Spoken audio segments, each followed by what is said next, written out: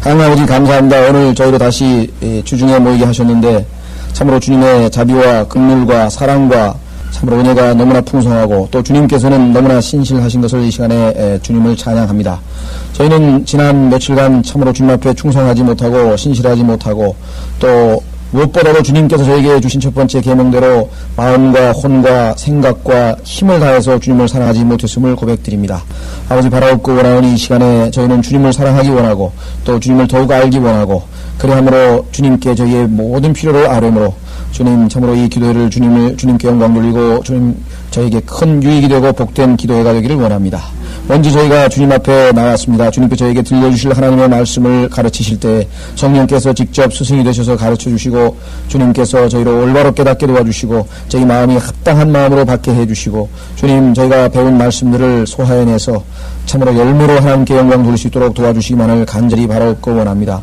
저희가 너무나 많은 말씀과 지식을 얻지만 주님께서 말씀하신 대로 저희의 입에 이 말씀을 먹을 때에는 달지만 저희 배에서는 쓰다고 말씀하셨는데 저희가 그 과정을 거쳐야만 주님께서 합당한 열매를 맺으실 줄 압니다. 주님께서 경고하셨듯이 참으로 하나님의 말씀을 듣기만 하여서 자기 스스로를 속이는 자가 되지 않도록 저희가 그와 같은 어리석은 짓을 저지르지 않도록 말씀을 믿고 그 말씀에 순종함으로 말미암아 주님 귀한 열매로 역사해 주시기를 원합니다. 아버지 하나님 바라옵고 원하는 이 시간에 저에게 들을 귀를 주시고 부족한 자를 단위에 세우셨는데 주님 약속하신 대로 주님의 능력으로 함께 해주시고 주님의 영으로 충만하게 채워주셔서 위로부터 지혜와 명철을 주셔서 이 사역을 온전히 감당할 수 있도록 역사해 주시옵기만을 간절히 바라옵고 원합니다. 무엇보다도 주님께 간절히 바라옵고 원하기는 이 시간에 함께해서 함께 하나님의 은혜를 얻고 함께 이 은혜에 동참하기를 원하는 여러 지체들 여러 형제자매들이 있습니다. 아버지 하나님 그들이 있는 처소에서 주님을 기억하게 도와주시고 주님 어떻게든 환경을 조성하시고 또 그들의 마음을 움직여주셔서 언젠가는 함께 모여 주님 찬양하고 하나님 말씀 듣는 축복을 허락해 주시기를 원합니다. 아버지 하나님 무엇보다도 질병으로 또 여러 가지 사정으로 인해서 참 함께 하기를 원하지만 어려운 처지에 있는 형제자매들이 있습니다. 아버지 그들의 처지를 주님 붙들어 주시고 무엇보다도 그들의 마음을 위로해 주셔서 주님 새 힘을 얻고 주님 조금 더 낭망치 아니하고 주님 앞에 늘 기도하는 마음을 갖도록 도와주시기를 원합니다. 이 시간을 주님 손에 의탁합니다. 이 시간 축복해 주시고 악한 마귀의 모든 계기를 막으시고 온전히 주님 영광 얻으시고 저에게 큰 축복이 되도록 인도해 주십시오. 우리 주 예수 그리스도 이름으로 기도하옵나이다. 아멘. 예, 오늘 이사야서 54장 14절서부터입니다. 이사야서 54장 14절. 지난 시간에 우리가 13절까지 성경 공부를 했습니다.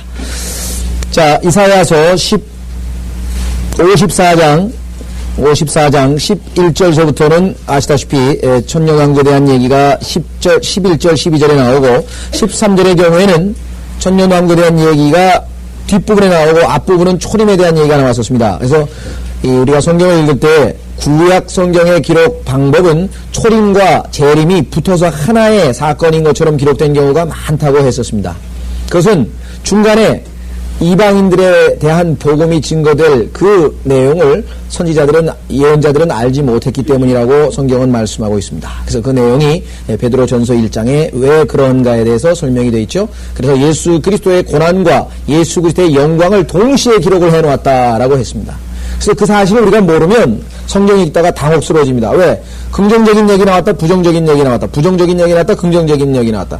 그러니까 이 예언서, 구약에 나와 있는 예언서들이 일반적으로 사람들이 잘 읽지 않고 어렵다고 느끼는 이유는 바로 그와 같은 이유 때문에 그렇습니다. 잘 나누어서 보면은 되는데 그게 아니고 금방 뭐 내가 너를 치리라 하고 막 하나님이 심판하신다 그랬다가 금방 내가 너를 뭐 이끌리라 하고 이게 뭐 앞뒤가 안 맞는 얘기가 계속 반복해서 나오는데 그것은 바로 이와 같은 이유 때문에 그렇습니다. 그래서 그 이유만 아시면 우리가 잘 나누어서 그렇잖아요. 뒤섞여 있는 것도 딱 분류만 하면은, 그죠? 예, 분류만 잘 하면. 그래서 이 학문도 그렇고요. 또 뭐 이 회사도 아마 그렇겠습니다만은 이 분류를 잘 하면 모든 것이 분명해집니다. 분류 잘 못하고 뒤섞어 놓으면 그래서 요즘에 보면 서류 처리한 게 다 있잖아요. 탁탁탁탁 뭐 분야별로 딱딱딱딱 정리를 해 놓으면 분류가 되면은 되는데 그래서 이 소위 말하면 철학에서도 그걸 뭐 카테고리라고 그러죠. 그 카테고리별로 다 잘 나누면 문제가 안 생기는데 어떨 때는 범주를 뒤섞어 가지고 뭐가 뭔지를 모르게 만들어 놓는 경우가 종종 있습니다. 그래서 성경은 하나님께서 그 기록하신 방법을 우리가 잘 알고 또 성경을 해석하는 방법을 잘 알면 그죠? 쉽습니다. 그렇지 않으면 어렵죠. 기계도 마찬가지입니다. 매뉴얼을 잘 갖다 놓고 그 매뉴얼에 지시한 대로 하나씩 따라가면은 되는데 그렇지 않고 그냥 자기가 막 이것저것 막 손대다가는 나중에는 뭐 기계도 망쳐버리고 엉망이 되는 거나 마찬가지죠. 성경이 결코 물론 처음부터 끝까지 다 할 수 있고 완벽하게 어렵다, 다 쉽다 그렇게 얘기하는 건 아닙니다. 왜냐하면 베드로도 어렵다는 나도 어려워서 도저히 모르는 구절이 있었고 그거를 억지로 풀다가 망한 사람이 있었다고 얘기했고 특히 베드로가 바울이 쓴 글 중에서 내가 이해하기 어려운 게 있다라고까지 고백을 했을 정도면 당연히 우리도 모르는 게 나옵니다. 그러나 성경 전체적으로 하나님께서 다 어렵게 해주신 건 아니고 충분히 우리가 이해할 수 있는 방식으로 기록해 놓으셨다. 잠언 8장에 보시면 성경은 이해하는 자에게는 쉽다 그랬어요. 근데 문제는 이해를 못한다니까 문제가 생기는 거죠. 하나님께서 주시는 그 잠언 8장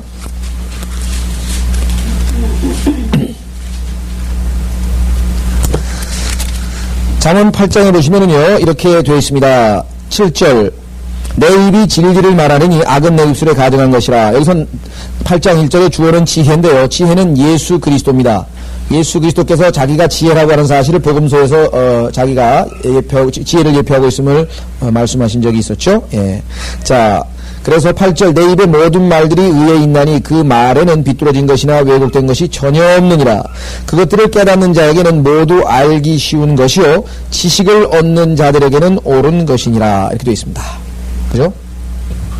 자, 여기서 보면 깨닫는 자에게는 모두 알기 쉽고 지식을 얻는 자에게는 옳은 것이다. 이렇게 말씀을 했습니다. 자, 그러면 이사야서 54장 14절로 보시면 우리는 이것은 미래의 사건이다라고 하는 것을 알 수 있습니다. 왜? 너는 의로 굳게 설 것이라. 자, 이스라엘이 지금 현재 얼마만큼 불의한 가운데 있는가?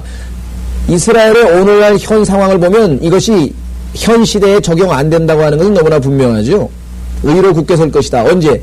이스라엘이 속죄일, 즉 예수 그리스도께서 오시기 전에 오시면서 그들이 회개를 하고 민족적으로 하나님 예수 그리스도께로 돌이켜서 그 민족이 죄 사함을 받고 깨끗하게 되면 그때 뭐예요? 이제 의로운 그런 민족이 되겠죠. 그러나 지금은 그렇지 않습니다. 지금은 얼마만큼 영적으로 타락했냐면 늘 말씀드리지만 요번에 이스라엘 대통령 와이즈만인가요? 이름이 누구지? 하여간 이름이 잊어버렸네. 하여간 그 이스라엘 대통령이 지금 장관 시절에 돈 먹은 사건 때문에 지금 재판 받으려고 그러죠? 이스라엘. 그 다음에 이스라엘의 지금 이 영적인 상태가 얼마만큼 타락했냐면요. 지난번에도 말씀드렸지만 구약의 레위기에 나와 있는 그러한 가증스러운 일들은 말할 것도 없습니다. 그 다음에 하나님께서 분명하게 말씀하기를 내가 너에게 준 땅이기 때문에 주변 국가들과 절대로 연맹을 체결하거나 조약을 체결하거나 연합을 하지 말라 그랬는데 지금 이집트하고 체결했죠. 그 다음에 이제 요르단하고 했죠. 그 다음에 팔레스타인하고 했죠. 지금 이제 시리아하고 협상을 벌이고 있습니다. 그 다음에 레바논하고 이렇게 해서 주변 국가들과 연합함으로 말미암아 하나님의 백성은 분리돼서 독특한 백성으로 peculiar people이라 하잖아요. 근데 지금 다 불안하니까 하나님의 말씀을 신뢰하지 못하기 때문에 주변 국가들과 하나 평화조약을 체결해서 그걸 넘어가려고 하고 있는 것이고 그래서 결국은 교회가 휴거되고 나면 이 환란 시대의 이스라엘은 성경에서 영적인 상태를 소돔과 이집트와 같다 이렇게 성경에 기록해 놨습니다. 계시록 11장을 보십시오. 계시록 11장에는 이스라엘의 영적인 상태는 어느 정도냐. 제가 이스라엘에 한 열흘인가요? 83년도죠. 제가 83년도에 스페인 유학 갔다가 돌아올 때 한 열흘 동안 이렇게 한 바퀴 돌았었는데요. 그냥 관광객들이 몰려와가지고 매일 술 파티입니다. 샬롬이란 말이 얼마나 거룩한 말이에요. 예수 그리스도께서 내가 너에게 평안을 끼치노니 그게 샬롬이고요. 예수 그리스도께서 부활하신 후에 제일 먼저 제자들에게 평강이 너에게 있을지어다. 그 말이 샬롬이거든요. 샬롬. 근데 그 샬롬 하면서 그냥 술잔 부딪히고 전부 다 한 잔씩 마시고 관광객들이 그러고 앉았으니 정말. 자, 계시록 11장을 보시면 이렇게 기록되어 있습니다. 예, 2절에 보면요. 그러나 성전 밖에 있는 뜰은 남겨두고 등령하지 말라. 이는 그것을 이방인들에게 주었으며 그들이 42달 동안 그 거룩한 도성을 짓밟을 것이기 때문이라. 그래서 거룩한 도성이 대상이고요. 8절 보세요. 8절 그 거룩한 도성은 예루살렘이죠. 그리하여 그들의 죽은 몸들이 큰 도성의 길거리에 놓이리니 예루살렘에 놓이리니 그곳을 영적으로는 소돔과 이집트라고 부르며 우리 주께서 십자가에 처형되신 곳이다. 주님께서 돌아가신 예루살렘 그 성읍이 영적으로는 소돔과 이집트라고 될 정도로 타락이 되어 있다. 따라서 이 글을 읽고 지금 현재 아니라고 해요. 미래 사실이라고 하는 것은 미래를 예언해 놓은 것이구나. 디사에서 54장 다시 14절로 가겠습니다. 그래서 너는 의로 굳게 설 것이며 그 의가 어떤 의냐면요 17절에 나와 있어요. 17절 맨 끝에 보시면 이렇게 나와 있죠. 그들의 의는 내게서 받은 것이니라 주가 말하노라. 왜? 이스라엘은 자기 의를 내세웠는데 하나님 앞에 전혀 받아들여지지 않았어요. 이스라엘이 내세운 자기 의는 하나님 보시기에 더러운 걸레 같고 하나님 보시기에는 더러운 걸레 같다고 이사야서 64장 6절에다 주님이 말씀하셨죠. 또 로마서 10장에도 뭐라고 했습니까? 그들이 하나님의 의를 모르고 자기 의를 내세우려고 했다고 얘기를 했죠. 따라서 이스라엘의 의는 하나님 앞에 억셉트 안 됩니다. 그러나 예수 그리스도를 받아들임으로 말미암아 이제 내게서 받은 의 그것이 이제 이스라엘이 의로운 국가가 되는 기초가 되겠습니다. 자, 이사야 54장 14절 너는 의로 굳게 설 것이라 내가 두려워하지 않기에 압제가 내게서 멀어지며 이스라엘은 지금요 엄청나게 두려워하고 있어요. 이것도 미래 이야기입니다. 지금 이스라엘은 아시다시피 여자들도 다 군대를 가야 되고요. 이게 언제 어디서 하마스가 폭탄을 터뜨릴지 팔레스타인이 뭐 피에로가 터뜨릴지 이게 제가 성지순례라고 소위 말하면 가서 여행하는 도중에도 뭐 신문에 보면 매일 버스 폭탄 터지고 매일 터지는 거예요. 언제 어디서 터질지 모르는 불안하죠.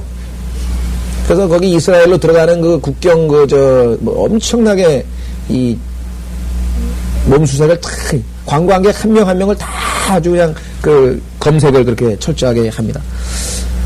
두려우니까 살아남기 위해서 미국의 도움을 청하고 여러 나라들의 도움을 청해도 결국은 주변 국가들과 지금 다들 어떻게든지 저걸 하려고 하는 거죠. 연합을 하고 조약을 체결하고 살아남으려고. 그러나 이제 주님이 오시면 내가 두려워하지 않기에 압제가 내게서 멀어지며 미래 이야기입니다. 그것이 내게 가까이 오지 않기 때문에 즉 압제가 공포로부터 멀어지리라. 그래서 공포로부터도 멀어지리라. 이제 이스라엘은 그야말로 마음껏 평화 가운데 살아갈 수 있게 될 것입니다. 지금은 뭐 세계에서 가장 안전 보장에 관한 한 대한민국도 뭐 못지않지만요. 이 중동은 뭐 특히 이스라엘은 언제 폭탄이 터질지 모르는 그런 테러의 공포 속에서 살아가고 있습니다. 따라서 이것도 미래 시제라고 하는 것, 미래의 일이라고 하는 것을 우리가 알 수 있고요. 15절.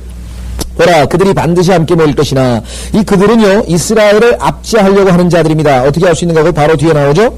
나로 인해서는 아니니 너를 대적하여 함께 모이는 자는 누구나 너로 인하여 망하리라. 이스라엘을 대적하기 위해서 이제 적그리스도가 주관하는 약 2억의 군대가 모일 것으로 성경에서는 계시록에 이 얘기를 해 놓았습니다. 그래서 이제 막판에 가면은 적그리스도가 이스라엘을 3년간 잘 도와주다가 중간에 언약을 파기시키고 자기가 하나님이라고 등장하면서부터 이스라엘에 대한 엄청난 소위 말하면 대환란이 박해가 시작이 되겠죠. 자, 그래서 그들이 반드시 함께 모일 것이나 나로 인해서는 아니니 그러나 하나님의 직접적인 뜻은 아니다 이 말이죠. 여기서 보면은 하나님께서 그것을 보낸 것은 아닙니다. 다만 마귀가 하나님을 대적하기 위해서 모이는 것이죠. 자, 너를 대적하여 함께 모이는 자는 누구나 너로 인하여 망하리라. 그러나 하나님께서 편드시면 이스라엘이 승리할 것을 여기에 분명하게 보여주고 있습니다. 우리도 개인적으로 그리스도인에게도 영적으로 적용해 볼 수 있습니다.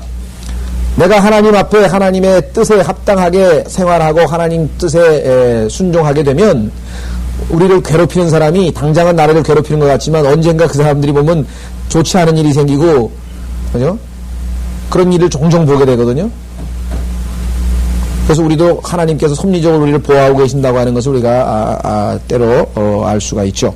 그리스도인에게 영적으로 우리가 적용해 볼 수도 있습니다만 1차적으로 이스라엘에 대한 교리적인 적용입니다.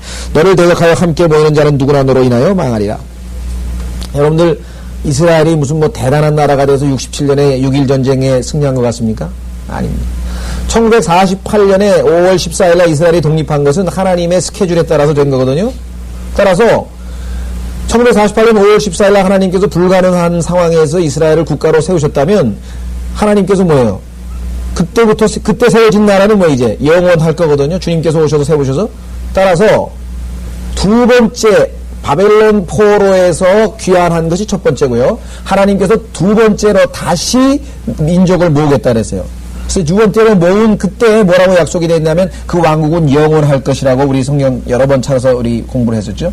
따라서 이번에 모인 것은 이스라엘 백성들이 무슨 특별하게 뭘 안 해도 하나님이 보호하십니다. 그러니까 6.1 전쟁에서 뭐 300만의 인구를 가지고 뭐 1억의 아랍 사람들을 이겼다고 해서 우리 뭐 대단한 뭐랄까요 뭐 전쟁사에 있어서는 대단한 사건으로 막 정말 이건 뭐 이변으로서 기록이 되고 뭐 연구가 많고 뭐 하지만요.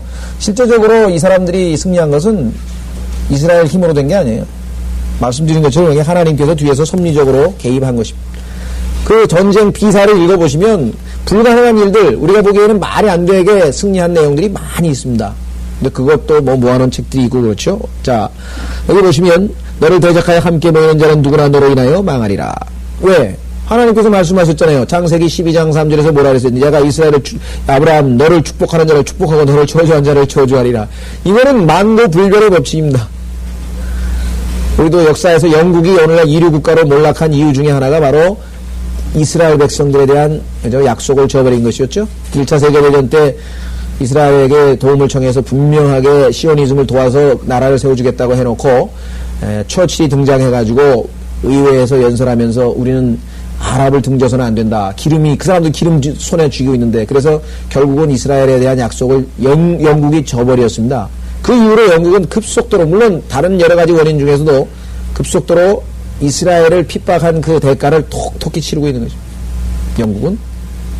자, 그래서요, 다시 15절까지 봤죠. 자, 16절. 보라, 불 속에서 숯불을 불리며 자기의 일할 기구를 만드는 대장장이도 내가 창조하였으며 파괴시키는 훼손자도 내가 창조하였도다.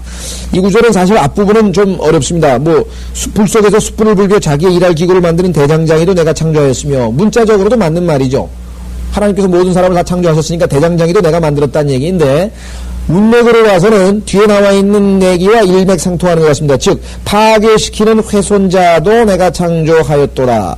즉 앞에 나와 있는 불 속에서 숯불을 불며 자기의 일은 파괴시키는 일입니다. 적그리스도가 하는 일은 마귀가 하는 일은 하나님께서 그에게 임무를 부여하신 일은 파괴자로서의 임무죠. 자, 여러분들 출애굽기에 보면은요, 하나님께서 이제 이스라엘 백성들에게 6월절 사건을 설명하시면서 내가 이제 이집트의 모든 장자들을 짐승서부터 밑에서 짐승서부터 시작해가지고 위로 파라오의 아들까지, 파라오의 아들서부터 밑에 짐승에 이르기까지 전부 다 죽이시겠다고 그렇게 말씀하셨죠. 그렇죠? 주님께서 죽이시겠다 그랬어요. 근데 실제적으로 성경에 보면은 destroyer, 하나님께서 파괴자를 보내십니다. 하나님께서 직접 나서서 하는 게 아니라 일꾼을 시키는데 악한 일을 집행하는 일꾼이 있고 선한 일을 집행하는 일꾼이 있는데 그 악한 일을 집행하는 일꾼이 바로 마귀거든요. 그래서 그가 자기 일을 파괴하는 일은 그래서 거기 보면은 하나님께서 시키셨지만 누가 했어요? 실제적으로 일은 마귀가 한 것을 우리가 볼 수가 있습니다. 그 내용은 우리가 잘 아시는 것처럼 히브리서 9장 2장 9절에도 나와 있죠. 한번 보세요. 히브리서 2장 9절. 2장 14절. 히브리서 2장 14절에 보시면 하나님께서 파괴시키는, 즉 죽음의 권세를 준 자가 누구냐면 바로 마귀입니다. 히브리서 2장 14절. 자녀들이 피와 살에 참여하는 자인 것 같이 그 역시 같은 모양으로 동일한 것에 참여하신 것은 자신의 죽음을 통하여, 그 다음에 죽음의 세력을 가진 자, 그랬죠? 죽음의 세력을 가진 자, 곧 마귀를 멸망시키시며. 그러니까 죽음의 세력을 가진 자가 가서 파라오서부터 시작해서 다 장자를 죽인 거 아니겠습니까? 예. 자, 그래서 실제적으로 하나님께서는 마귀를 종으로 악한 일을 하도록 그렇게 임무를 부여하신 것을 볼 수 있습니다. 그래서 여기 보시면 파괴시키는 훼손자로 내가 창조했도다 그랬죠? 자, 숯불을 불며 자기의 일할 기구를 만드는 대장장이, 그것이 비유적입니다. 숯불, 그 다음에 대장장이라는데 이 대장장이는 스미스라 그러는데요. 대장장이가 하는 일은 뭐예요? 대장장이가 다루는 그 물질은 재료가 아연 아니에요. 아연, 철. 그렇죠? 이 철이라고 하는 단어는 성경에서 항상 마귀와 연관이 되어 있습니다. 여러분 다니엘서 2장에서도 배우셨지만 맨 아래 로마 제국이 뭐예요? 철로 되어 있었죠. 나중에는 발가락이 철과 진흙으로 되어 있었죠.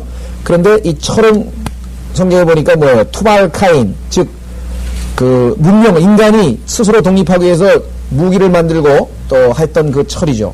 또 누구예요? 카인이라고 하는 사람이 뭐예요? 철로 된 창이란 뜻이에요. 아이언 스피어이란 뜻이에요. 아이언 스피어.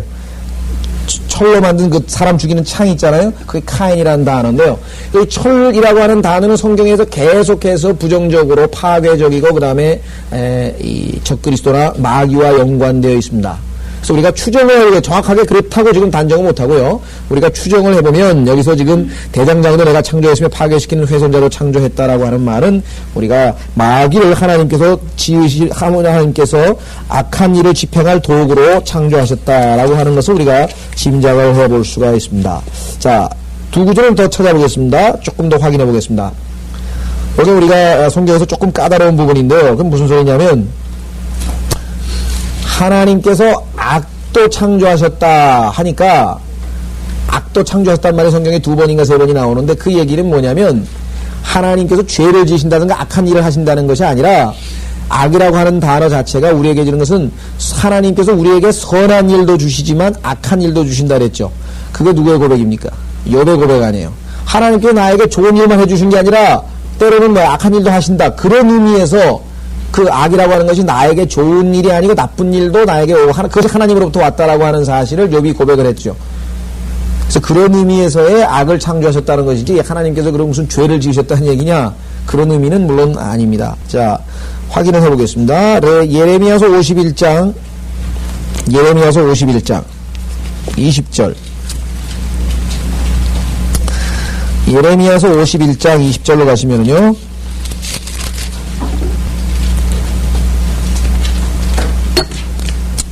예레미야서 51장 20절 너는 나의 전쟁 도끼요 그랬네요. 너는 나의 전쟁 도끼.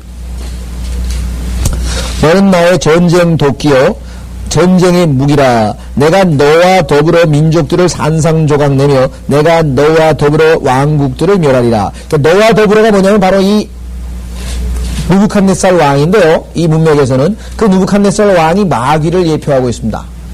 성경에 보면은 예수 그리스도를 예표하고 있는 인물이 21명이 나오고 마귀를 예표하고 있는 인물이 무려 18명이나 나옵니다.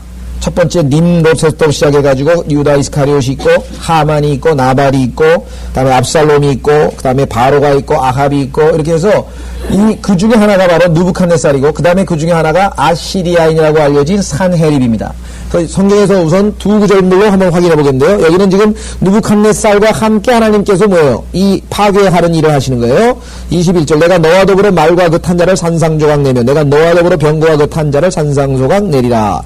그 다음에 23절 보세요. 내가 또 너와 더불어 목자와 그 양떼를 산산조각 내며 영적으로 목자 누굽니까? 예수 그리스도. 그 다음에 양떼 여러분들 예수님께서 뭐라 했어요? 그가 양떼를 치리니 그죠? 목자를 치리니 양떼들이 흩어지리라 하면서 예수님께서 말씀하신 기록이 복음서에 나와 있죠. 자, 따라서요 우리는 하나님께서는 느부갓네살을 하나님께서 파괴하는 일에 담당하도록 창조하신 것을 우리가 확인해 볼 수가 있습니다. 자, 그러면은 이사야서로 가면 이번에는 아시리아 왕 산헤립에 대한 얘기입니다. 이사야서 10장.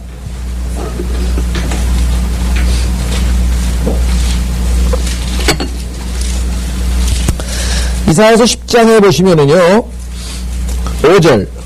이사야서 10장 5절. 나의 진노의 막대기인 그랬잖아요. 나의 진노의 막대기인 오 아시리아이나 그들의 손에 있는 몽둥이는 나의 분노라. 내가 그를 보내어 불경건한 민족을 대적해 할 것이요 내가 그에게 명하여 내 진노의 백성을 대적하여서 전리품을 취하고 약탕물을 취하며 그들을 거리의 진흙같이 짓밟게 하리라. 이렇게 해서 하나님께서 이 아시리아인을 통해서 민족들을 심판하는 내용을 설명을 했는데, 자 13절에 그런데 하나님께서 그를 도구로 쓴 것을 사람들은 착각을 하고 알렉산더도 그랬고 많은 사람들이 다 그랬습니다만은 이 산헤립도 자기가 위대해서 온 세상을 평정한 대제국의 왕이 된 것으로 착각을 했습니다. 13절 그가 말하기를 아시리아인이죠. 뭐라고 했나 보세요. 내 손의 힘과 내 지혜로 그 일을 행하였으니 나는 총명한 사람이라. 또 나는 백성의 지경들을 옮겼으며 그들의 보물들을 강탈하였고 또 내가 용감한 자 같은 거민들을 낮추었으며 또 내 손이 새둥지같이 백성의 재물을 찾았고 하면서 쫙 자기 업적을 나열한, 마치 다니엘서에서 느부갓네살이 탁 하면서 이 왕국이 내가 지은 왕국이 아니냐 하면서 교만을 떨다 그냥 하나님께서 즉시로 짐승같이 풀을 뜯어먹게 된 그런 비참한 꼴이 된 것처럼 하나님께서 여기서 15절에 동일한 말씀을 하십니다. 그리스도인도 똑같아요. 봐라, 이게 내가 지은 교회가 아니냐 이게. 봐라, 이 내 우리 교회 이 숫자를 봐라 이게. 이 버스가 수십 대고 말이지. 보라 이게, 보라 이게. 이게 마음이 다 똑같은 거예요. 사람이니까 어쩔 수 없겠지만요. 옛날에 어떤 분이 그랬다 그러잖아요. 너 아주 굉장히 유명한 목사님인데 엘리베이터 타고 올라가는데 엘리베이터 거리 그 목사님을 못 알아본 거예요. 아니 내가 누군데 나를 못 알아본 그랬다고 그런 에피소드를 제가 들은 적이 있는데, 그죠? 지금 이 산헤립도 와 내가 누구냐, 이 모든 일을 한 사람이 다 누구냐. 근데 실제적으로 하나님 뭐라 그랬어요? 15절 하나님께서는 도끼가 그것을 가지고 찍는 사람에게 자기를 자랑할 수 있으며, 하나님이 하신 거고 너는 도끼 역할밖에 안 한 건데, 도끼 역할밖에 안 한 건데, 예레미야서에 나왔잖아요. 아까 뭐야, 너는 나의 전쟁 도끼여 그랬잖아요. 느부갓네살 보고 너는 내가 전쟁하는 도끼다 이게. 하나님께서 하나님께서 가나안 족속들 엄청 타락했어요. 그때 하나님께서 누굴 시켰어요? 모세와 여호수아를 통해서 이스라엘 민족을 출애굽시켜가지고 그들로 하여금 가나안 족속들을 심판하는데 도구로 썼잖아요. 그렇죠? 그러니까 무슨 이스라엘 백성들이 그 사람들보다 훨씬 뭐 위대해서 뭐 그게 아니고 하나님의 필요에 따라서 얼마든지 도구로 쓸 수 있는 것이에요. 파라오도 하나님께서 결국은 도구로 쓴 것뿐인데, 예? 자기 자신을 내세우고, 여기 또 느부갓네살 마찬가지, 산헤립도 마찬가지. 자, 그래서 우리는 오늘 이사야에 와서 다시 54장으로 가셔서 하나님께서 파괴시키는 훼손자로 내가 창조했다라고 하는 말씀, 바로 그와 같은 의미에서 확인을 해볼 수 있습니다. 이 말씀은 우리에게 굉장히 위로가 되는 말씀입니다. 그 얘기는 뭐냐? 욥기에서도 우리가 봤지만 이 세상에서 나에게 일어나는 악한 일, 욥이 얘기했던 그 악한 일조차도 다 뭐예요? 실제적으로는 누구의 허락을 받고 하나님의 사인이 떨어져야만 일이 집행이 되는 거예요. 그렇죠? 때로는 하나님께서 마귀를 통해서 나를 징계하시기도 하지만, 그렇죠? 그러나 그것마저도 뭐예요? 하나님께서 허락하셨기 때문에 그 하나님을 내가 아버지로 모시고 있다면 결국은 나에게는 뭐예요? 모든 것이 합력하여 선을 이룬다는 말씀. 그래서 시편 76편에도 이렇게 얘기를 했습니다. 시편 76편에도 우리가 로마서 8장 28절과 같은 문맥의 말씀이 기록되어 있습니다. 시편 76편 10절.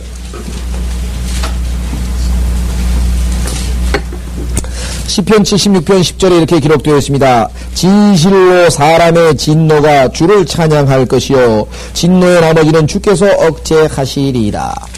사람들이 그리스도인에게 진노하고 분노하고 막 하더라도 결국은 그 일은 뭐예요? 하나님께 찬양 돌리는 일로 끝나버린다는 것이에요. 우리 그리스도인들에게는. 왜? 하나님께서 허락해야만 뭐예요? 마귀가 욥을 칠 수가 있는 거죠. 자기가 치고 싶다고 해서 마음대로 치는 일이 아니거든요. 이것을 우리는 하나님의 허락하시는 뜻이라고 합니다.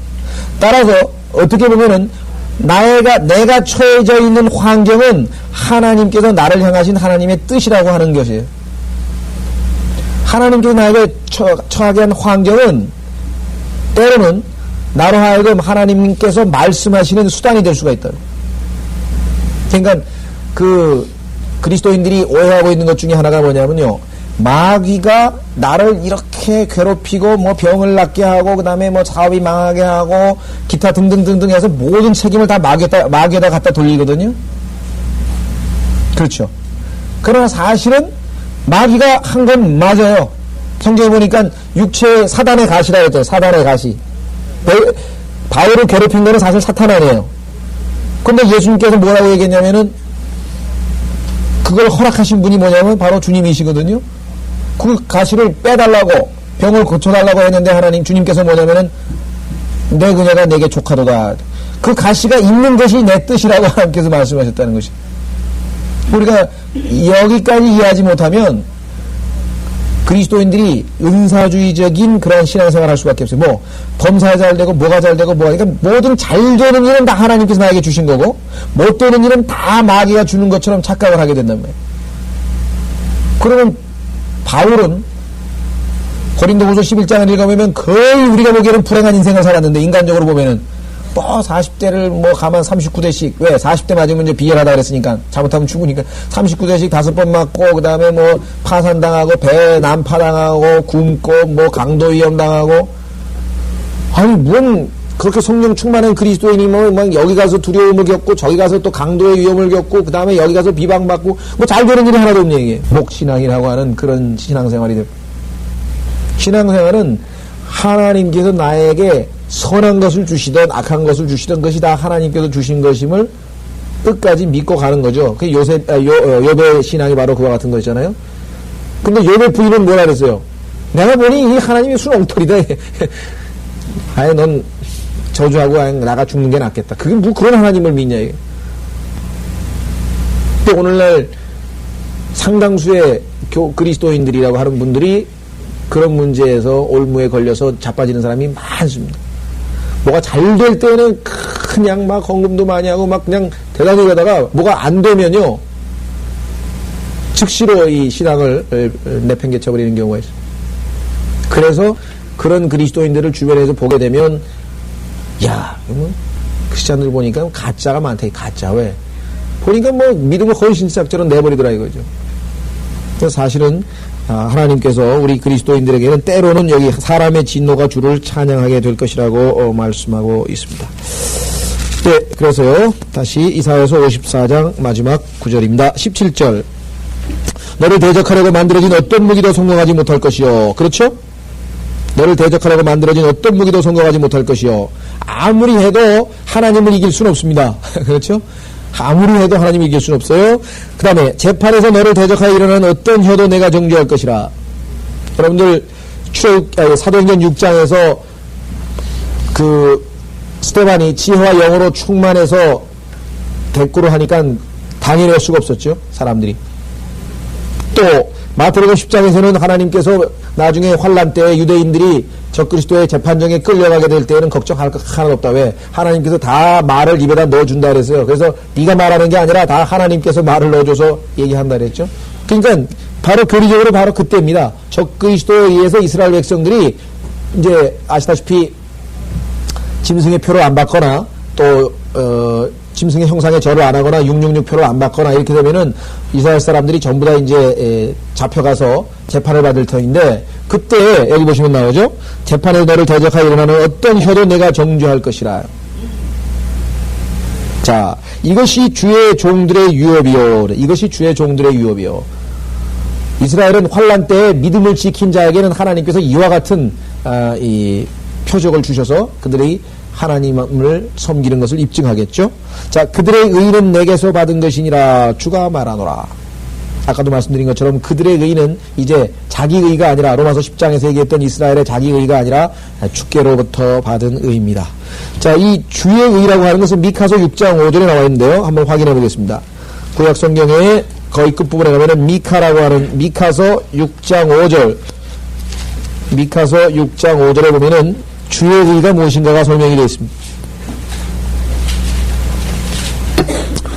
미카서 6장 5절에 보면 이렇게 되어 있습니다. 오 내 백성아, 오 내 백성아, 이제 모압 왕 발락이 의논한 것과 부올의 아들 발람이 시팀에서 길갈에 이르기까지 그에게 대답하였던 것을 기억하라. 그러면 너희가 주의 의를 알리라.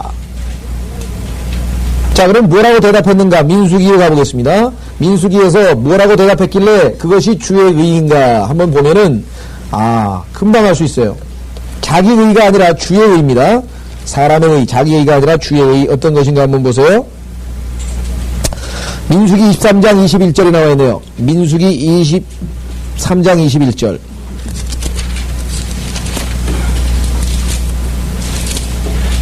민수기 23장 21절에 보면은 그 민수기 23장 이전까지의 이스라엘 백성들은 하나님께 온갖 불평과 불만을 해가지고, 그죠? 불뱀을 보내서 심판받고, 그 다음에 또 땅이 갈라져서 심판받고, 계속 하나님으로부터 심판받는 내용이 나오잖아요. 그런데, 느닷없이 뭐라고 얘기하냐면, 21절, 주께서는 야곱의 죄악을 보지 않으시며, 주께서는 야곱의 죄악을 보지 않으시며 이스라엘의 패역을 보지 않으셨도다. 주 그의 하나님께서 그와 함께 계시니 왕을 환호하는 소리가 그들 가운데 있도다. 다시 말하면 하나님께서 예수 그리스도로 인해서 모든 것이 전가돼서 결국은 뭐예요? 하나님의 의입니다. 인간의 의가 아니고 자기 의가 아닌 하나님의 의. 그래서 주의 의가 바로 이 민수기 23장 21절에 기록되어 있습니다. 자, 다시 이사야서 55장으로 오겠습니다. 이사야서 55장. 자, 유명한 구절이죠. 그야말로 53장에서 우리는 예수 그리스도의 십자가 사건을 받고 54장에서 이스라엘이 회복되는 사건을 봤는데 그 두 사건 사이에 있게 될 뭡니까? 교회 시대의 구원애로의 초청이 있죠. 여기 보시면 너희 목마른 자들은 누구든지 유대인이든 이방인이든 상관하지 아니하고 누구든지 이렇게 지금 기록되어 있습니다. 그래서 모든 인간에게 하나님께서 예수 그리스도에게로의 초청을 이 이사야서 53장, 54장 그 다음에 들어가 있도록 기록해 놓으셨는데요. 자, 한번 보세요. 너희 목마른 자들은 누구든지 물들로 나오라. 돈 없는 자도 오라. 너희는 와서 사 먹어라. 정령 와서 돈 없이 값 없이 포도주와 젖을 사라. 우리가 소위 얘기하는 성경의 패러독스죠. 왜? 아니, 어떻게 해서 돈이 없는데 돈 없이 어떻게 사요? 값 없이 어떻게 사냐고. 돈이 있어야 사지. 여러분들 이런 말 들어보세요. 돈 없이 살아? 두 가지 뜻입니다. 물론 거저 주신다는 말이죠. 하나님께서 거저 주신다는 말이고, 그 다음에 우리가 보통 영어에서도 valueless라는 단어가 있는데요. 그 무슨 뜻입니까? 가치가 없다는 뜻이 아니라 가치를 잴 수가 없다 이 말이죠. 그러니까 너무너무 소중하기 때문에 값을 치르고 살 수 있는 게 아니라는 것이에요. 왜? 값을 치를 수가 없지. 하나님께서 원하는 것은 하나님 예수 그리스도의 생명이니까 값으로 살 수가 없기 때문에 돈 없이 값 없이 와서 살라는 얘기죠. 자, 너희 목마른 자는 누군지 물들러 나오라. 돈 없는 자도 오라. 너희는 와서 사 먹으라. 정령 와서 돈 없이 값 없이 포도주와 젖을 사라. 그러니까 조금이라도 자기 의를 가지고 하나님 앞에 나아가는 자는 결코 구원을 받을 수 없다는 게 바로 여기서 입증되는 거예요. 구원은 전적으로 하나님의 은혜고 전적으로 선물이지 그것을 무슨 값을 치르려고 조금이라도 보상하려고 어떤 사람은 종교적인 행위로 또 어떤 사람은 선행으로 어떤 사람은 물질로 뭔가 하나님께 그래도 내가 그래도 뭔가 치르고 그 대가로 구원을 받으려고 하는 사람은 불행하게도 뭐예요? 인간적으로 볼 때는 그래도 좀 양심이 있는 사람인지 모르지만 하나님 앞에서는 그게 안 받아들인다는 거지. 제일 불행한 사람이 그게 뭐예요? 오히려 차라리 교회를 안 다니고 차라리 뭐예요? 종교인이 아니고 차라리 신앙인이 아니면 오히려 구원받기가 쉬운데 그런 행위로 종교로 뭘 하면 제일 불쌍한 사람이 카톨릭이 아니고 카톨릭 그 다음에 뭐 몰몬 그 다음에 뭐 여호와의 증인 그 다음에 기타 등등 전부 다 이 기독교라고 하는 성경을 그래도 이 기준으로 한다고 하는 사람들이 전부 다 뭐예요? 돈 가지고 가서 살려고 그래. 돈 가지고 가서 살려고 그래. 돈 가지고 가서 구원을 달라고 그래. 구원을 주시냐 이게. 돈으로는 그래서 여기 나와 있는 구원 초청은 역시 거저 주시는 그래서 값없이란 말입니다. 자, 너희 목마른 자들아 누구든지 물들러 나와라. 돈 없는 자도 와라. 너희는 와서 사 먹어라. 정령 와서 돈 없이 값없이 포도주와 젖을 사라. 자, 이 성경에 보면요, 이 목이 마를 때 하지 말아야 될 것, 그 중에 하나가 이 술을 마시는 겁니다. 술. 사람들은 컬컬한데 술 한잔 할까 그러는데 사실은 그게 성경적으로 맞는 건 아닌. 술 먹는 다음에 더 갈증이 생기지 술이 갈증을 해소시켜 주는 것은 아니거든요. 자, 하나님께서 저주와 관련지어서 이 목이 마른데 술을 마시는 것에 대해서 성경에 언급을 해놨습니다. 한번 보세요. 신명기 29장 19절. 신명기 29장 19절. 여기 성경이 조금 번역이 잘못됐는데요. 어떻게 해서 이상한 이런 번역이 나왔는지 난 조금 잘 모르겠어요. 뭔가 아마 미스테이크가 있었던 것 같은데 체킹을 해 놓으십시오. 신명기 29장 19절에 보시면 하나님께서 저주하셨는데 그 저주의 말을 듣고도 마음에 찔림을 받아가지고 회개를 안 하고 아예 교만해가지고 어떻게 말하나 보세요. 그가 이 저주의 말들을 들을 때 그가 자신의 마음속에 스스로를 축복하여 말하기를 내가 비록 내 마음의 상상대로 행하여 내 마음대로 하나님이 시키는 대로 안 하고 내 마음대로 행하여 그 다음에 뭐라 했습니까? 죄악을 물같이 마실지라도 그렇게 되어 있는데 이게 도대체 어떻게 해서 이렇게 해석이 되는지 난 지금 이해가 안 가요. 맨 끝에 보시면은 영어 성경 보시면 to add drunkenness to thirst인데요. 갈증에다가 그 다음에 술 취함을 덧붙인다 이렇게 돼 있죠. 직역을 하면 갈증에다가 술 취함을 덧붙인다. 전혀 뭐예요? 효과 없는 짓을 하는 것이에요. 그래서 여기 우리가 목마를 때 술 취하는 것, 술과 관련지어서 하나님께서 20절에 이렇게 말씀하셨죠. 주께서는 그런 자를 아껴두지 아니하실 것이요 주의 진노와 그분의 질투가 그 사람에게 대하여 연기처럼 올라가 이 책에 기록된 모든 저주가 그에게 내릴 것이며 전혀 해결책이 아닌 일을 하는 사람을 성경에서 목마른데 술을 취하는 사람들 이렇게 묘사해 놓은 것을 성경에 확인해 볼 수가 있습니다. 자, 이사야서 55장에도 보시면 여러분 잘 아시는 것처럼 이 세상에 사람들이 술을 왜 마시는가 뻔합니다. 뭐 즐거워서 재밌어서도 마시겠지만요. 상당수는 뭐예요? 우선 이 양심이 자기가 속에 어떤 그 양심이나 이런 것들을 우선 무디게 해서 잊어버리려고 하는 거죠. 그 다음에 생각을 안 하려고 그러고 현실을 지금 피해버리려고 당장 앞에 있는 것을 지금 피하려고 하는 그러한 목적으로 보통 우리가 술을 많이 마시죠. 그 누굽니까? 생텍쥐벨인가요? 그 어린 왕자라는 거기에 보면은 그 어린 왕자가 술꾼 하나 만난다요. 술꾼. 별을 이렇게 돌아다니는데 별마다 가가지고 뭐 한 가지씩 배우는데 술꾼을 하나 만났잖아요. 술꾼 보고 뭐 하세요? 그러니까 술병이 이쪽은 전부 다 빈 병이 있고 한쪽은 꽉 찬 병이 있어요. 딱 서가지고 이건 이만큼 먹은 거지 이제 앞으로 또 먹을 술이 쫙 있는 거예요. 술꾼 앞에. 뭐 하세요? 그러니까 술 마신대. 자, 왜 술을 마시세요? 잊어버리려고. 아니, 뭘 잊어버리려고 해? 내가 창피스러운 인간이라고 하는 것을 잊어버리려고. 아니, 왜, 뭐 때문에 이렇게 창피스러우신데요? 그러니까 내가 술 마시니까. 자기가 술 마시는 게 창피스럽기 때문에 그 부끄러움을 잊어버리기 위해서 술을 마신다. 그러니까 어린 왕자가 어떻게 해요? 이게 못 고치네, 이 사람은. 이건 못 고치는 거. 그래서 할 수 없이 뭐예요? 매우 슬퍼하면서 우울해하면서 그 어린 왕자가 돌아섰다. 이렇게 기록되어 있대요.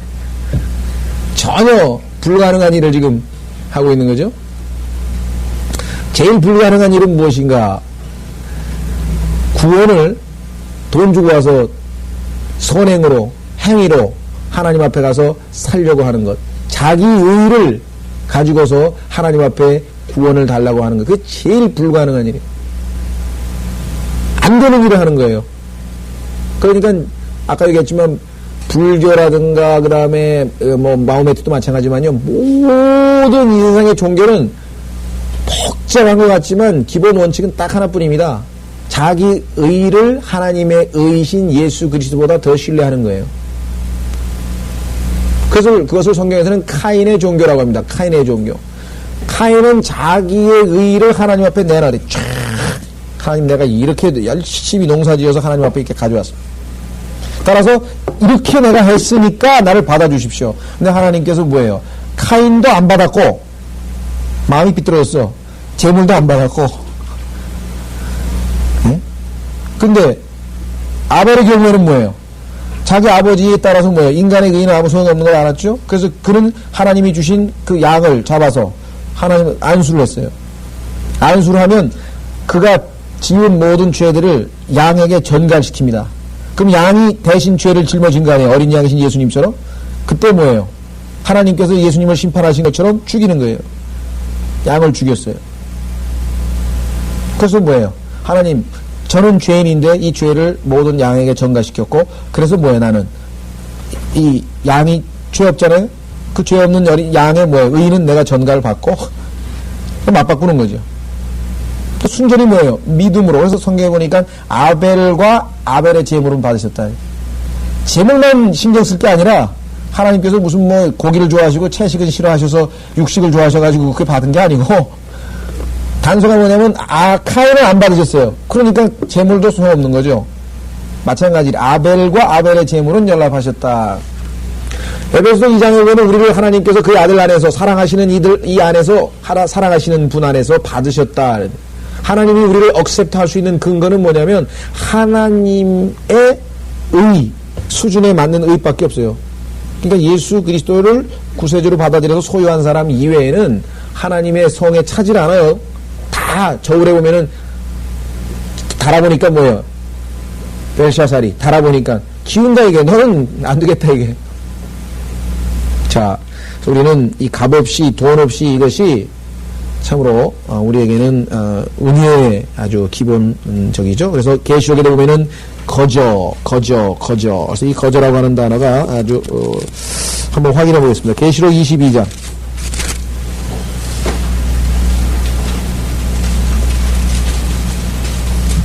17절. 계시록 22장 17절.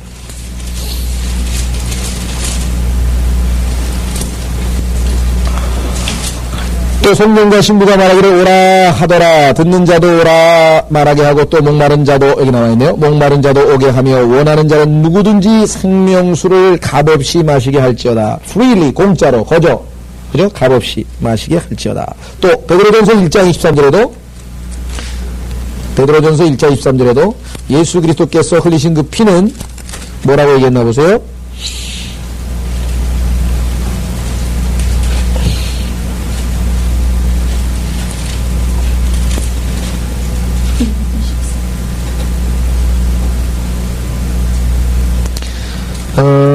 베드로전서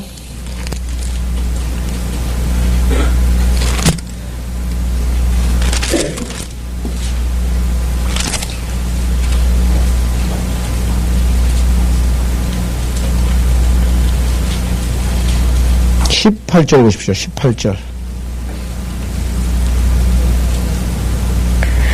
이는 너희가 아는 바와 같이 너희가 너희 조상들로부터 전통으로 이어받아 너희의 허망한 행실에서 은이나 금같이 썩어질 것으로 구속된 것이 아니라 흠도 없고 점도 없는 어린 양 같은 그리스도의 보배로운 피로 된 것이라.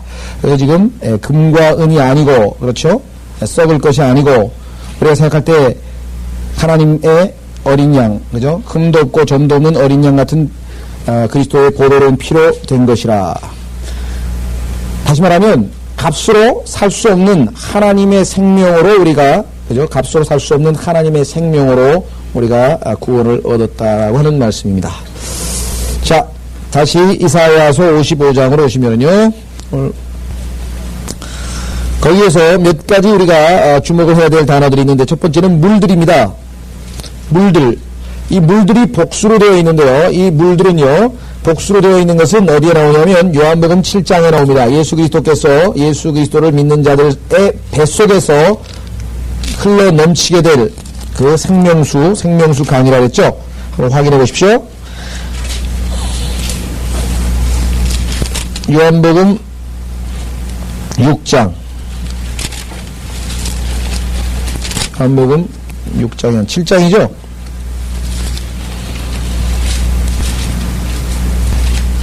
38절. 저기는 생수의 강들이라고 되어 있고요. 생수의 강들이 복수로 되어 있고요. 생수의 강들 한번 보세요. 37절부터 보시면 요한복음 7장 37절. 그 명절의 가장 큰 날인 마지막 날에 예수께서 서서 외쳐 말씀하시기를 누구든지 목마르거든 내게로 와서 마시라. 나를 믿는 자는 성경이 말씀한 것 같이 그의 배에서 생수의 강들이 흐르리라고 하시니. 그래서 이것은 주께서 자기를 믿는 사람들이 받게 될 성령을 말씀하신 것이라. 이는 예수께서 아직 영광을 갖지 못하셨기 때문에 그들에게 아직 성령을 주지 아니하셨습니다. 그렇게 되어 있죠. 물들은 성령을 예표하고 있는 것을 성경에서 확인할 수가 있습니다. 자, 뿐만 아니라 그 다음에 나와 있는 이사야서 55장 1절에 포도주는 아시다시피 뭘 예표합니까? 예수 그리스도의 피죠. 예수 그리스도의 피. 그 다음에 밀크, 젖은 뭡니까? 하나님의 말씀입니다. 그래서 우리의 구원에 필요한 요소들이 거기 다 들어가 있네요. 그렇죠? 예. 여러분들 성령을 돈 주고 살려고 했던 사람 누구 사도행전에 나오죠? 8장에 나오나요? 사도행전에 보면은 그 마술사 시몬이라고 하는 자가 와가지고 사도들이 성령 손을 얹으니까 성령이 많은 것을 보더니 나도 돈 줄 테니까 나도 그런 거 좀 어떻게 하게 해달라고 봤어요? 예, 그래서 돈과 함께 가서 망하라 그랬죠? 멸망해버리라고. 돈으로 살 수 있는 게 아닙니다. 돈으로 살 수 있는 것이 아니라고 하는 것을 우리가 알 수 있습니다. 자, 어찌하여 2절 어찌하여 너희는 양식이 아닌 것을 위하여 돈을 쓰며 배부르지 않는 것을 위하여 수고하느냐. 내게 열심히 경청하고 좋은 것을 먹어라. 그래야 너의 혼이 풍요함 속에서 스스로 기뻐하게 하라. 자, 여기 보면은 양식이라고 하는 단어가 정확하게 하면 빵입니다. 빵 뭐예요? 성경에 보니까 사람이 빵만으로만 살 것이 아니요 빵, 하나님의 말씀, 입술에서 나오는 모든 말씀으로 살 것이나. 빵은 성경에서 항상 하나님의 말씀을 예표하고 있죠. 그렇죠? 예. 자, 그 다음에 양식이 아닌 것을 위하여 돈을 쓰며, 그 다음에 배부르지 않은 것을 위하여 수고하느냐. 만족시킨단 말이죠. 배부른다라고 하는 단어가 satisfy라고 했는데요. 자, 어째 우리가 상식적으로 생각할 때 이것을 물질적으로 해석하면 말이 안 되죠. 왜? 돈 있으면 빵 사 먹을 수 있잖아요. 그 다음에 열심히 일하면 뭐요? 돈 가지고 배부르게 먹을 수 있잖아요. 그러면 이거는 물질적인 얘기가 아니구나라고 하는 우리가 금방 알 수 있습니다. 이건 물질적인 얘기를 하는 것이 아니구나. 그렇죠? 자, 하나님의 말씀에 대한 얘기고, 그렇죠? 그 다음에 여기서 배부른 것은 우리를 만족해 해주는 것. 그렇죠? 우리를 만족해 해주는 것. 자, 여러분 잘 아시는 우물가의 여인이 바로 여기 해당됩니다. 어찌하여 너희는 양식이 아닌 것을 위하여 돈을 쓰며 배부르지 않은 것을 위하여 수고하느냐. 그 여인이 평생 동안 찾았던 것, 추구했던 것, 그것은 결코 그 여인을 만족시킬 수가 없었어요. 그래서 그것을 예수님께서는 그 여인이 와서 물을 기르는 물에다가 비유했어요. 그 물은 백날 마셔도 계속 목마를 거다. 내가 주는 물을 마시면 결코 목마르지 아니하리라 말씀. 그것은 뭐냐면 그 여인이 평생 동안 애써서 추구하고 찾고 한 그것이 결국은 뭐예요? 그녀를 결코 만족시켜 줄 수 없는 것입니다. 자기 자신을 만족시켜 줄 수 있는 것이 남편인 줄 알고 첫 번째도 아니고 두 번째도 아니고 세 번째도 결국은 5번 남편이 다 그녀를 행복하게 해줄 수 없었고 만족시켜 줄 수 없었고 결국은 6번째 남편이나 지금도 뭐예요? 행복하지가 않습니다. 만족스럽지가 않습니다. 이 세상에 여러분들이 갖고 싶은 것, 그렇게 소망하는 것 딱 손에 쥐는 순간 뭐예요? 여러분 만족할 것 같습니까? 절대 만족하지 않아요. 여러분들 미국에서 제가 여러 번 예를 들었습니다만은 미국에 가면은 닥터스 블루라는 게 있어요. 닥터스 블루. 박사 학위를 받은 사람, 박사들의 우울증. 그게 뭔 소리냐? 미국에 가서 유학을 하는데 부인은 가가지고 애 키우고 빨래하고 뒷바라지하고 10년 우리나라처럼 뭐 얼두당퉁해가지고 무슨 뭐 이 박사학위가 되는 게 아니거든요. 도서관에 막 10시간, 15시간 막 처박혀가지고 정말 그냥 밥 먹고 공부만 10년 그것도 열심히 하고 머리가 좋고 그렇게 해야 이제 손에 학위 한 장 쥐는데 경제학 박사고 뭐 손에 한 장 쥐는데 10년 동안 정말 집하고 도서관만 왔다 갔다 하고 그렇게 해서 정말 부인들은 정말 뭐라 그러나 누구 옛날에 누구 말 맞다나 소뚜껑 운전수만 하면서 10년 지내고 그러고선 했는데 박사학위를 받는 거예요. 드디어. 우리가 생각할 때는 자기가 그거 하러 온 거 아니에요. 10년 동안 모든 걸 다 바친 거 아니에요. 기뻐야 될 거 아니에요. 안 기쁘다는 거예요. 오히려 허탈감이 몰려오는 거예요. 내가 이거 하나 받으려고 내 청춘을 다 보냈냐 이게. 내 자식들 고생시키고 마누라 고생시키고 그냥 막 심리적인 위기가 닥치는 거예요. 그래서 미국의 정신과 의사들이 뭐라고 얘기하냐면 남편이 학위 받는 그날 차에다가 일주일치 식량하고 짐 옷하고서 다 싸가지고 여행을 보내라 이게. 어디 조용한 데 가서 여행을 가가지고 뭐예요? 자기가 스스로 이 정신적인 위기를 스스로 극복을 잘 하고 돌아와야지 되지. 그렇지 않으면 이 허탈감에서 아마 상당히 우울증에 시달릴 거예요. 실제적으로 많은 박사학위를 딴 사람들 중에서 정신적으로 우울증 현상이 많이 벌어지는 그 인간이네 이게. 정말 이거 다 하고 자기 모든 걸 바쳐서 그걸 딱 쥐는 순간에 절대로 만족감이 없다는 것이에요. 왜? 인간은 영적인 존재거든요. 그거 가지고 만족할 수가 없어요. 에베레스트 산에 등정한 사람들 다 만나서 한번 물어보세요. 거기 꼭대기에 한 5분, 3분 가려고 완전히 인생을 바친 거 아니에요? 그 사람들 보고 그 순간 어땠습니까? 한번 물어보세요. 그렇게 허망할 수가 없대. 그렇게 허탈감이 몰려올 수가 없다는 거예요. 여러분들이 하고 싶은 게 뭐예요? 제일 바라는 게. 그걸 한번 쟁취해보세요. 그 순간에 절대로 만족감이 없다는 거예요. 주님께서 말씀하신 게. 왜? 어찌하여 너는 양식이 아닌 것을 위하여 돈을 쓰며 배부르지 않은 것을 위하여 수고하느냐. 너에게 열심히 경청하고 좋은 것을 먹어. 우리가 하나님의 말씀을 통해서 예수 그리스도와 함께하는 교제, 주님과 나 사이의 그 인격적인 관계, 그 상황 안에서는 뭐예요? 우리가 만족감을 얻을 수 있다. 왜? 하나님께서 우리를 기쁘게 해 주셔야만 우리가 기쁠 수 있는 그런 존재가 된 거예요. 그 이외에는 참다한 의미에서의 만족감과 기쁨은 없는 거예요. 그러니까 그리스도인들은 뭐예요? 아무것도 없어도 주님과의 관계에서 하나님이 나와 함께 교제가 잘 되면 뭐예요? 그 다음에 아무것도 필요 없는 거예요. 그러니까 우물가의 여인처럼 난 구했네. 그 찬송이라는 건 아주 심오한 얘기입니다. 이거다 싶어서 그냥 전 인생을 다 투자했는 나중에 뭐 절대 기쁘지가 않은 거예요. 행복하지가 않아요. 그래서 사람들에게 한 가지만 물어보네. 진심으로 정말 행복하십니까? 그 답변에 마음으로 그렇다고 답변할 수 있는 사람은 그리스도인밖에 없다는 거예요. 네? 그래서 그리스도인은 언제 기쁨을 항상 유지할 수 있는가? 내 안에 계신 주님과 올바른 교제 가운데 있으면 기쁨이 유지됩니다. 근데 그게 아니면 기쁨이 유지가 안 돼요. 유지가 안 돼. 왜? 내 안에 계신 분이 편안하게, 그잖아요. 손님이 우리 집에 오셔서 그 손님이 마음 편히 앉아서 이렇게 대화를 하고 그러면 좋은데, 이 손님이 좌불안석이에요. 뭔가, 그럼 그 안에 주인도 덩달아서 불안해지는 거죠. 그죠? 그러니까 주님께서 내 안에서 기뻐하실 때, 그럼 우리가 자동으로 기뻐지는 거예요. 주님께서 뭔가를 성취하면 내가 성취감을 느끼는 거예요. 그러니까 그리스도인들은 self-realization이라고 소위 말하면 심리학자들이 얘기하는 거, 보람이라고 그러죠. 보람. 자아실현. 왜 사람들이 그거를 그렇게 하려고 하는데 안 됩니까? 참된 자아실현과 참된 보람은 하나님께서 뭐예요? 기뻐하실 때, 내 안에서 기뻐하실 때, 그때 우리가 뭐예요? 진정으로 만족감을 누리고 기뻐하는 거예요. 그래서 여기서 말하는 게 뭐예요? 주님께서 내게 열심히 경청하고 좋은 것을 먹으라. 내가 주는 걸 보더라. 내가 주는 것. 그래야 너의 혼이 풍요함 속에서 스스로 기뻐하게 하라. 너의 혼이 딜라이트 기뻐하게 하는 것 딱 하나뿐이라고. 하나님만이 우리를 기쁘시게 할 수 있는 거죠. 하나님만이. 그죠? 하나님만이 우리를 기뻐하게 할 수 있는 것입니다. 우리가 신앙생활을 해보신 분은 아시지만은 정말 우리가 주님과 올바른 관계가 유지만 되면 그 어떠한 것도 우리를 요동시킬 수가 없습니다.